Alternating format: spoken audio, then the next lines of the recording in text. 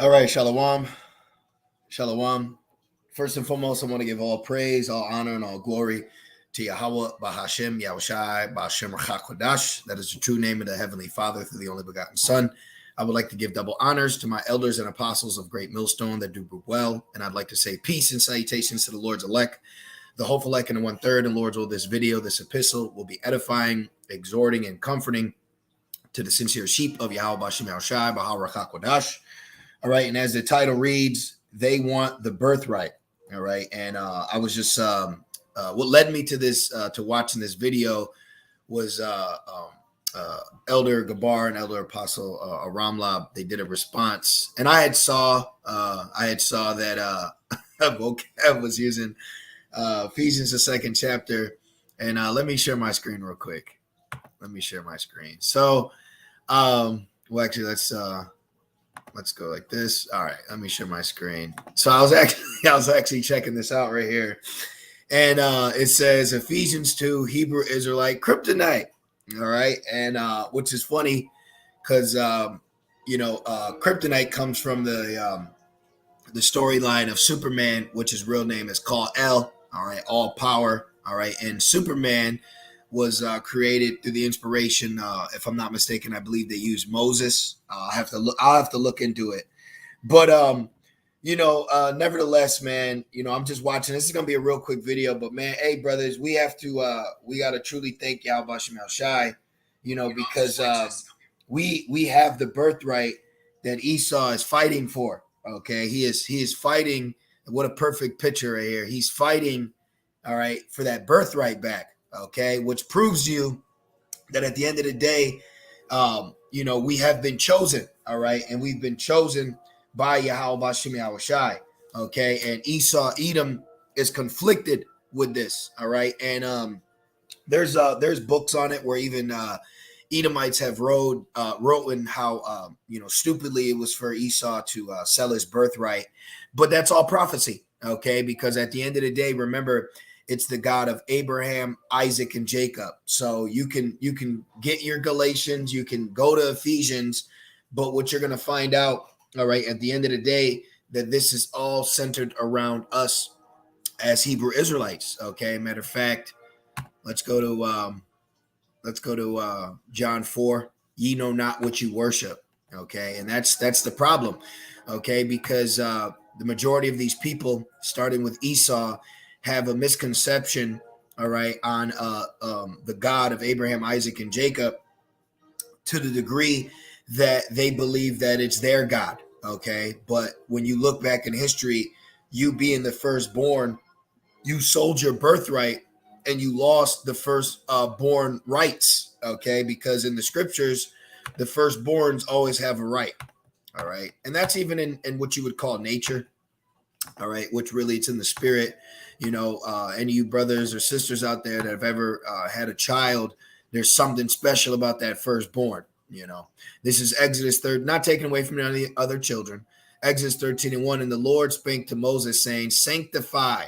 We should look that word up. Sanctify unto me all the firstborn. See, sanctify unto me all the firstborn. Okay, now real quick, I'm just curious. Sanctify. We could go to etymology. It's going to be a real quick lesson. It's set apart as or declare holy. See, so the firstbornship is holy to Yahweh Bashem Yahushai. Okay, the firstbornship. Look at this. Wow, look, free from sin.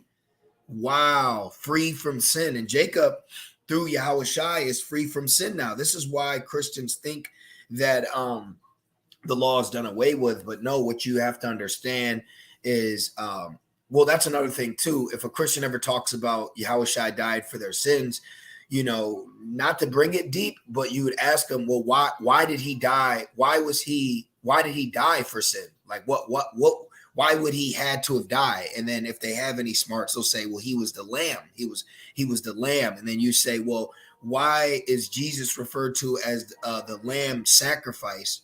And then it goes further because the Israelites used to have to sacrifice for sin. See, so how can you fit yourself in to a culture that you are not a part of this culture? You see what I mean? So it's really simple at the end of the day.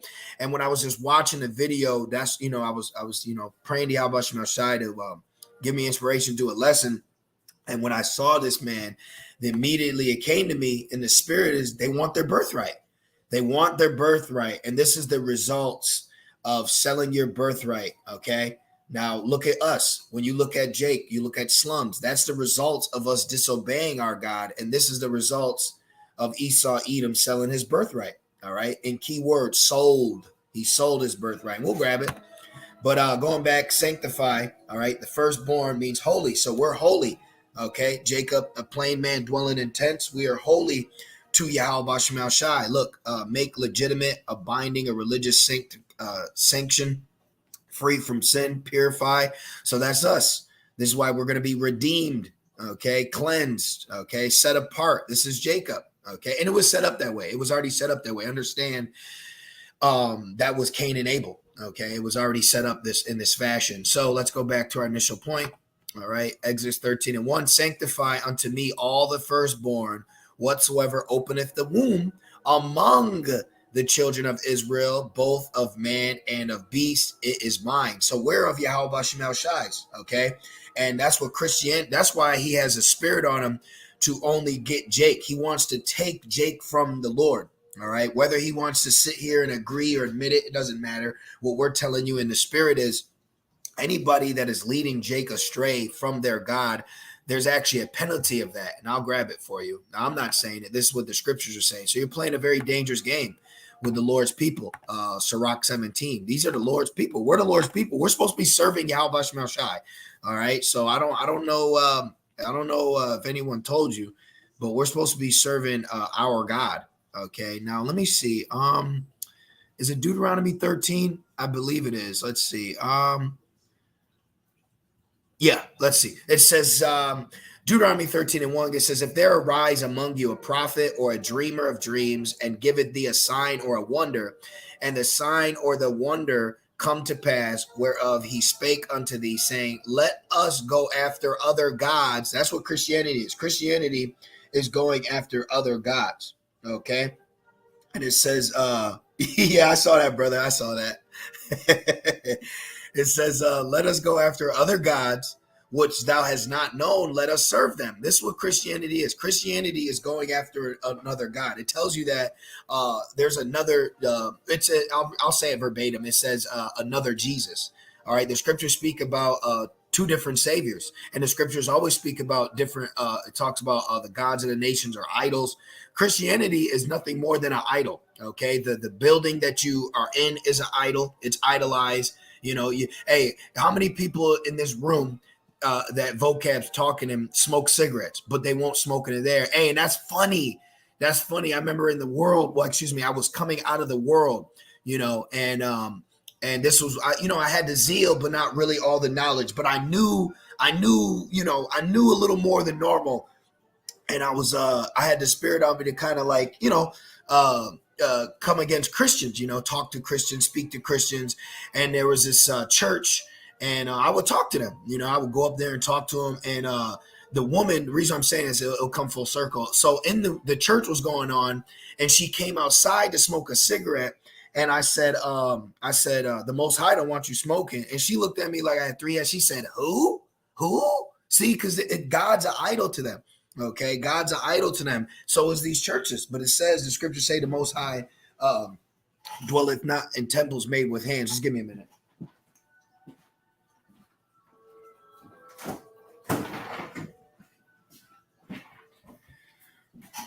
So yeah, going back to my initial point. So, when you look at these people, all right, in their spirit, they just want that birthright back. Okay, so let's continue my point. It says, and the sign or the wonder come to pass, whereof he spake unto thee, saying, let us go after other gods. So, vocab, what you're telling the Most High's chosen people, you're trying to get them to not serve their God. This is you trying to make them not serve their God. Hebrew Israelite kryptonite. Why do they have a spirit for you not to serve your God? This is our birthright. This has been set up before we were born. Genesis 17, Abraham. All right. And then so on, Isaac, and then so on, Jacob. So why are you trying to stop Israel from serving their God. That's a penalty. That's a penalty. That's a major violation.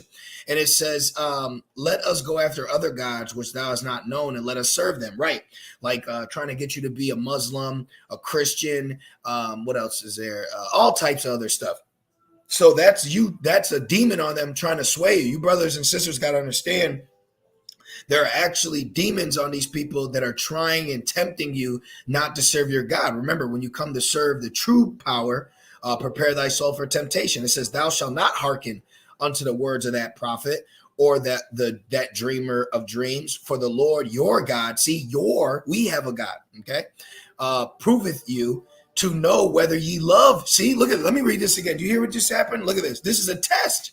So he's being set up, all right, as one of the final tests for Jacob, okay? This is why he's going so hard. This guy right here has a spirit on him where he is trying to stop you from serving your God with smooth words, all right, with so-called proof and facts, because this is the Lord proving us right now, okay? If you fall to this false prophet, if you fall to this delusional dreamer, all right, then you failed the test.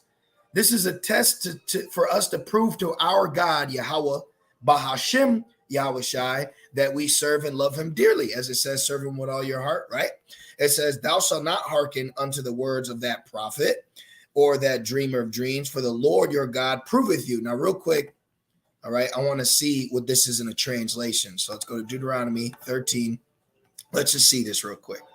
Okay. So let's you know what? Actually, we'll get this scripture. So let's go to the translations. All right. And NKJV. You shall not listen to the words of that prophet or that dreamer of dreams, for the Lord your God is testing you to know whether you love the Lord your God with all your heart and with all your soul. See? So vocab is just being used as a test. All right. He's being used as a test on the left-hand side. Okay. Ephesians 2, Hebrew, Israelite, kryptonite. See? It's a test. So we have to endure these things. But in his mind, okay, he doesn't know that he's being used. He doesn't know he's being used. All right, but let's continue on. Okay, and it says, ye shall walk after Yahweh Bashim Shai, your God, and fear him, and keep his commandments and obey his voice, and ye shall serve him and cleave unto him. See, because why? The firstborn, we have been chosen by Yahweh Bashim Shai, and they despise that. Okay, they despise the fact that we have the birthright. See, this right here proves it. This right here proves it. They despise that we have the birthright. Okay, and you don't know who you serve. Okay, now let's go down. This is John 4, and let's get right here. This is vocab and Christians in a nutshell. Okay, this is them. They are just heathens in our land. That's all. This is John 4 and 20. It says, our fathers, this woman's a heathen.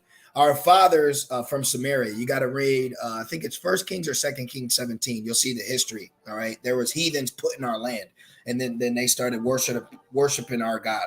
It says, our fathers worshiped in this mountain, and ye say that in Jerusalem is the place where men ought to worship. Yahweh Shai saith unto her, woman, believe me, the hour cometh when ye shall neither in this mountain nor yet at Jerusalem worship the Father. Ye worship, ye know not what. See, vocab, ye worship, ye know not what, bro.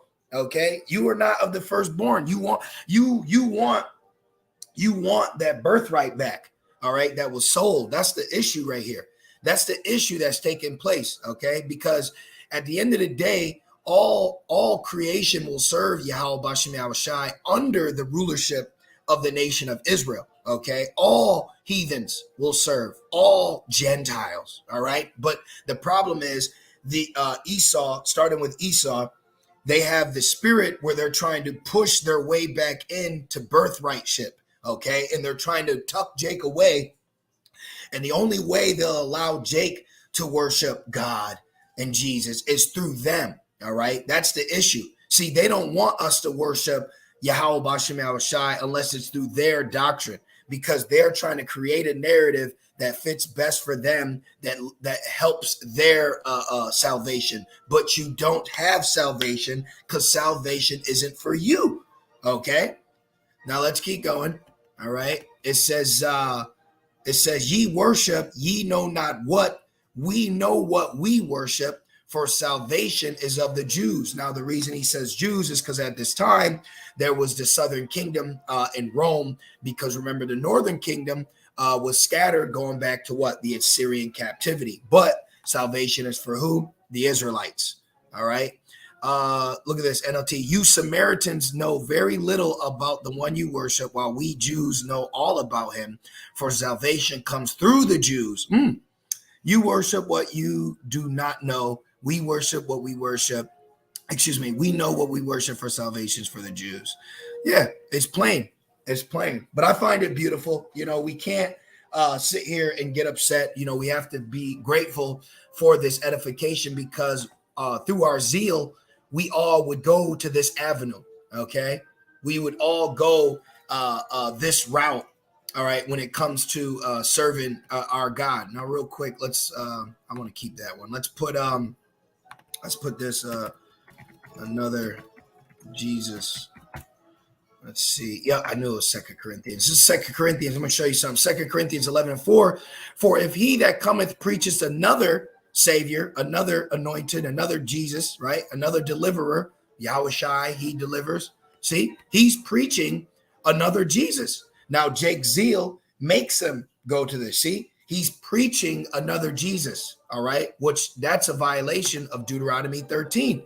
You are bringing in, okay? You are bringing in, where is it? Let us go after other gods. See? So what Esau wants you to do is serve a different God, okay? Because he don't got the birthright. For if he that cometh preacheth another Jesus, whom we have not preached. Yeah, this ain't what our apostles are teaching us. This ain't even what other brothers are teaching, you know, from the other camps. This ain't what they telling you. They ain't even gonna tell you that. Now they may say Jesus is Christ, but they'll tell you that he's a man of color. They're not gonna give you the same. They're not gonna give you the same spiel as vocab. All right, and it says, whom we have not preached, or if ye receive another spirit which we have not received, or another gospel. See, this is another gospel. He's using Ephesians 2, which Ephesians 2 is the Apostle Paul letting us know that we were once Gentile. We were once Americans. We were once just black people with no hope in the world. And he's using that in a defense to try to weasel their way in. It's comical. It's comical. Okay. At this point, it's comical. And I see why the Elder Apostle Gabar titled this lesson, "This Guy is Too Easy." And that's how I felt in the spirit when I was watching this. And that's how we should feel, because, the knowledge has quickened us and made us alive. We're finally alive, and we don't need to go to him for all want and need of spiritual things. We may need to go to Esau for carnal things, but we don't need to go to him for spiritual things anymore. You see, they're losing bad. They're losing bad. Okay. Humbly speaking, this guy is being put on the back burner while the spirit is having us prophesizing and still correcting. Okay. It's not like he's prophesizing, breaking it down, correct. He's not doing none of that. He only has the ability to focus on one topic out of the scriptures, while Yahweh Shemel Shai is pouring the spirit out for us to cover things multifaceted, you know? And so we have to thank Yahweh Shemel Shai for truly waking us up to who we are. And they're perplexed. If they're perplexed now, imagine the strangeness of our salvation. I mean, we just got so much beautiful things coming for us that we can't allow ourselves to be down in the dumps. And, you know, and it says, or another gospel which ye have not accepted, ye might well bear with them. And that's what's going to happen. Though hand joined in hand, the wicked ain't going to go unpunished. So at the end of the day, you know, you're going to have Jakes that are going to bear with another Jesus, as it says verbatim, and they're going to lose miserably, okay? Because they don't have the truth. They don't have the birthright. That's the biggest thing. See, at the end of the day, you can say Ephesians, and I've done this before, and I'm going to do it again, all right? It's the song. So you know the song, then you're going to hear the lyrics.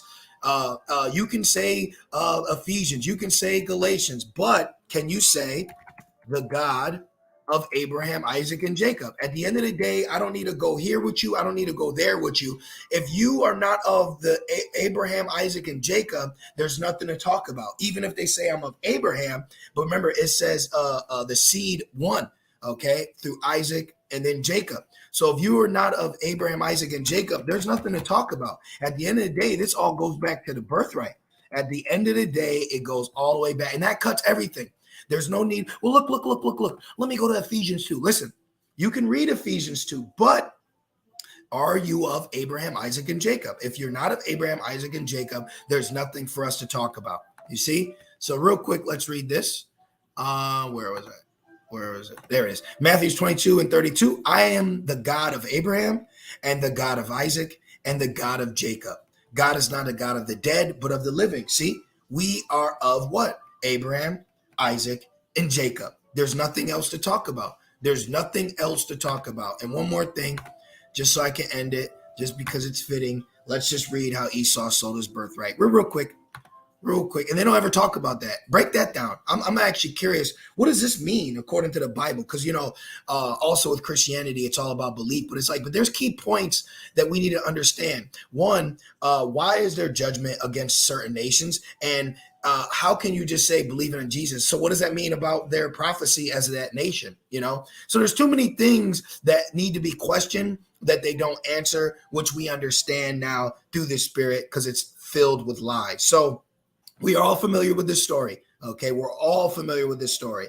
So what we'd like to do is just jump down, and we're just going to get these initial points right here. And look at the precept. Look at the blue letter. You done did it again. Hebrews 12:16. Lest there be any fornicator, the vocab picture should pop up, or profane person as Esau, who for one morsel of meat sold his birthright. What did he do? He sold his birthright. What do they want? They want their birthright back. And the only way that they can get their birthright back in their eyes is what? Well, it's got to be through Christianity. On a small Edomites want their birthright back through Christianity. On a macro scale, they want their birthright back through world domination. Okay, that's the goal. Like if this is why they're portraying themselves as us, because they want that birthright back. Okay, he wants it back. He wants to be chosen. This is Genesis 25:29. And Jacob sought pottage, and Esau came from the field, and he was faint. And this is weak ass Esau, because I like to say there ain't no famine in the land. It's not like he couldn't cook his own food. Shit, he had Rebecca, his mother. What about his mother? He couldn't cook some food. And it says, and Esau said to Jacob, feed me, I pray thee, with that same red pottage, for I am faint. Therefore was his name called Edom, red. And Jacob said, sell me this day thy birthright. See, sell me this day thy birthright. And Esau said, behold, I am at the point to die. At what profit shall this birthright do to me? Let's see what that says in that translation. Just curious. All right. So what is birthright to me? What good is my birthright to me now? See, look, I am dying of starvation, said Esau. He's always extra, Esau's always extra, I'm fucking dying, man. And he's not literally dying, but that's how Esau is. It said Esau, what good is my birthright to me now? See, what's good to my birthright? He's the firstborn. He didn't even care. He didn't even care that he was the firstborn, when that's something that you should take proud. You should be, like, oh man, I'm your firstborn. I'm your elder son, And it says, and Jacob said, swear to me this day. And he sware unto him, and he sold his birthright unto Jacob. You sold your birthright. It was all set up, but you sold your birthright. I find very beautiful how Cain killed Abel, right? And then through Seth, the name was called. And then fast forward history, the righteous lineage came from Jacob after Cain reincarnated as Esau, sold his birthright. You see, because you took your brother, right? Cain and Abel, you murdered your brother and stopped his servitude. And now coming back as Jacob, he's got his what? The firstborn ship back. Okay. And it says, and he sold his birthright unto Jacob. Then Jacob gave Esau bread and pottage of lentils, and he did eat and drink and rose up and went his way. Thus Esau despised his birthright. Right here. Okay. So we read this. Fast forward to lead to this. See? So there is no kryptonite. Our only kryptonite is not serving our God. All right. But now in the latter days, we shall remember ourselves and we are serving our God, Yahweh Shemel Shai, and you despise that like you despised your birthright. You see, so Brakata Yahweh Shemel Shai, we have our birthright, okay, as the firstbornship, you see? And guess what? That happens on a spiritual level, because a great example is when Jacob blessed Ephraim over Manasseh. Manasseh was the firstborn, but Jacob, let me get that for you. Let's read that for edification. Okay, let's put that in real quick. Let's put Jacob. Let's put Jacob blessed Ephraim. Let me see if it comes up here. Yep. Okay. So let's go to this and let's get the chapter. Excuse me. Real quick. I just want to show something spiritual. Okay. So Jacob, the same thing that happened to Jacob happened to Ephraim and Manasseh. All right. Jacob became the spiritual firstborn, like Ephraim became the spiritual firstborn, because remember, Manasseh was born first. So let's read it really, really quick. And just to get this spiritual edification for us. It's Genesis 48:1. And it came to pass after these things that one told Joseph, behold, thy father is sick. And he took him and he took with him his two sons, Manasseh and Ephraim. See, I don't know if you brothers knew, but Manasseh was the firstborn. But we understand now that Ephraim is the head of the north. But here's why. And one told Jacob and said, behold, thy son Joseph. Oh, and this is also why Ephraim is on the chart and not Joseph. Okay, this is why it says Ephraim, and Joseph is interchangeable with Ephraim. Okay, and it says, thy son Joseph cometh unto thee, because remember, Joseph was the son of Jacob, but Ephraim and Manasseh became sons of Jacob. See, it's all just spiritual. It's all spiritual. All right, and it says, which reminds me of Romans 9, and it says, thy son Joseph cometh unto thee, and Israel strengthened himself and sat upon the bed. And Jacob said unto Joseph, the Most High Almighty appeared unto me at Luz in the land of Canaan, and blessed me, and said unto me, behold, I will make thee fruitful and multiply thee, and I will make of thee a multitude of people, and will give this land to thy seed. Thy seed. All right, Esau, you're not a part of this. You're not a part of this. You're trying to be, but you're not a part of this, okay? And it says, thy seed after thee for an everlasting possession, okay? Christianity has nothing to do with this. Christianity has nothing to do with your salvation, brothers, sisters. Christianity has nothing to, Esau got nothing to do with your salvation. It's already been set. And now thy two sons, Ephraim and Manasseh, which were born unto thee in the land of Egypt before I came unto thee into Egypt, are mine. See, as Reuben and Simeon, they shall be mine. See, this is why Ephraim and Manasseh are on the 12 tribes chart as the sons of Israel, because Jacob took them on. All right. This is why it also says the adoption is under Israel. See, so when you talk about adoption, you need to speak about Ephraim and Manasseh. That will cut any Christian. See, they don't know this because it ain't them to know. This ain't your history.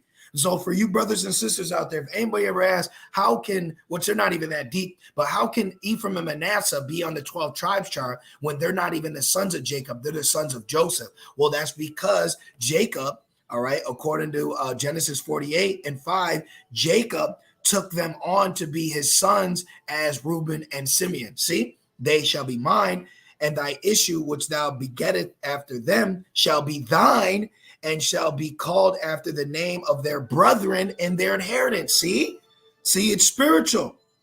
This is why you have Ephraim and Manasseh taken unto as the sons of Jacob, because Joseph was sold into slavery. So Joseph wasn't able to grow up with his brothers and his father. So that time passed. Jacob in the spirit said, hey, they're going to be my sons now. All right. They're my sons now. And the Lord sanctified it. When you make a vow, the Lord can agree with it or disagree with it, and the Lord agreed with it.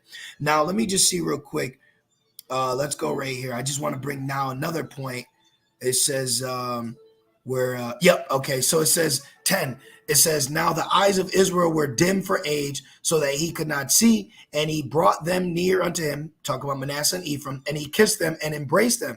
And Israel said unto Joseph, I had not thought to see thy face, and lo, the Most High has shewed me also thy seed. So he's like, man, I didn't even think that I was going to be able to see my son, and now I get to see my son's seeds. This is a blessing.